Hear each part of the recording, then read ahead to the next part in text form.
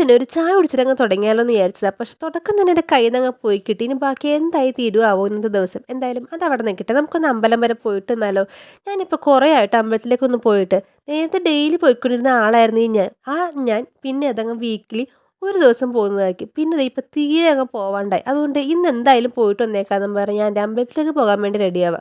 അപ്പോൾ ദേ കാലാവസ്ഥ ഒട്ടും ശരിയല്ലാത്തതുകൊണ്ട് സൺസ്ക്രീൻ അങ്ങ് വാരി പൊത്തറുണ്ട് ഞാൻ. പിന്നെ ദേ ഞാനിപ്പോൾ കാണിച്ച കാട്ടായല്ലോ, കുളിച്ച ഉടനെ നമ്മുടെ മുടിയിൽ ചീപ്പ് കൊണ്ട് വല്ല ഒരിക്കലും നമ്മുടെ ഹെയറിന് നല്ലതല്ല കേട്ടോ. പക്ഷെ ഞാൻ എപ്പോഴും മറന്നു പോകും ആ കാര്യം. അപ്പോൾ എന്തായാലും നിങ്ങൾ ഇങ്ങനെ ചെയ്യുവാണെങ്കിൽ നിങ്ങളതൊന്ന് ഒഴിവാക്കണം, നല്ലതായിരിക്കും. കാരണം നമ്മുടെ ഹെയറിന് ഒട്ടും നല്ലതല്ല അത്. അമ്പലത്തിലേക്ക് പോകുമ്പോൾ എൻ്റെ കൂടെ എപ്പോഴും അമ്മ ഉണ്ടാവുമല്ലോ. അപ്പോൾ അതെ ഞാനും അമ്മയും കൂടി നേരെ പോയത് നമ്മുടെ കൃഷ്ണൻ്റെ അമ്പലത്തിലേക്കാട്ടോ. തൊഴുതെല്ലാം കഴിഞ്ഞ് നമ്മൾ തിരിച്ച് വീട്ടിലേക്ക് പോകുന്നതിന് മുമ്പ് അമ്പലത്തിൽ നിന്ന് വെള്ളം എടുക്കുന്നുണ്ട് കേട്ടോ വീട്ടിലേക്ക് കൊണ്ടുപോകാനായിട്ട്. അമ്പലത്തിൽ നിന്ന് അപ്പോൾ പ്രസാദവും പായസമൊക്കെ ആയിട്ടാണ് നമ്മൾ തിരിച്ച് വീട്ടിലേക്ക് പോകുന്നത്. എനിക്ക് ഭയങ്കര ഇഷ്ടമുള്ള കാരണം അമ്പലത്തിൽ പ്രസാദത്തിനോട് ഈ വെണ്ണ കിട്ടണത്.